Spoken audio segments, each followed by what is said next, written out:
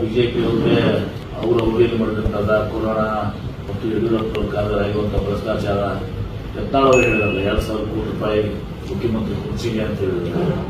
ಕೊರೋನಾದಲ್ಲಿ 2,000 ಕೋಟಿ ಹಗರಣಗಳು ಮಾಡಿದ್ದಾರೆ ಅಂತ ಹೇಳಿದ್ದಾರೆ.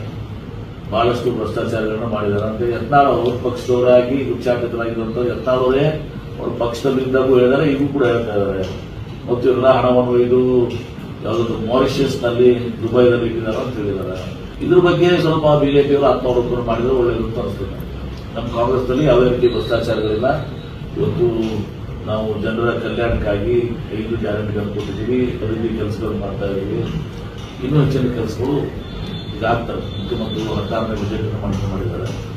ಅವ್ರಿಗೆ ಅನುಭವ ಇದೆ, ಯಾವ ರೀತಿ ರಾಜ್ಯವನ್ನು ಮುನ್ನಡೆಸಿಕೊಳ್ಬೇಕು, ಗ್ಯಾರಂಟಿಗಳಿಗೂ ಹಣ ಕೊಡಬೇಕು, ಅಭಿವೃದ್ಧಿಗೂ ಕೂಡ ಕೊಡಬೇಕು. ಬಿಜೆಪಿಯವರಿಗೆ ಬಹುಶಃ ಅವರು ಈ ಅಟೆನ್ಷನ್ ಡೈವರ್ಟ್ ಮಾಡಕ್ಕೆ ಮಾಡ್ತಾರೆ.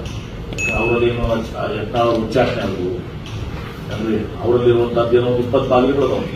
ಇಲ್ಲಿ ಯಾರು ಒಬ್ಬರು ಲೀಡರ್ ಅಂತ ಹೇಳಿ ವಿಜೇಂದ್ರ ಒಂದ್ ಕಡೆ, ಯಡಿಯೂರಪ್ಪ ಒಂದ್ ಕಡೆ, ಅಶೋಕ್ ಒಂದು, ಅಶ್ವಥ್ ನಾರಾಯಣ್ ಒಂದು, ಎಲ್ಲರೂ ಒಂದೊಂದು ಕಡೆ ಬಾಗಿಲುಗಳು.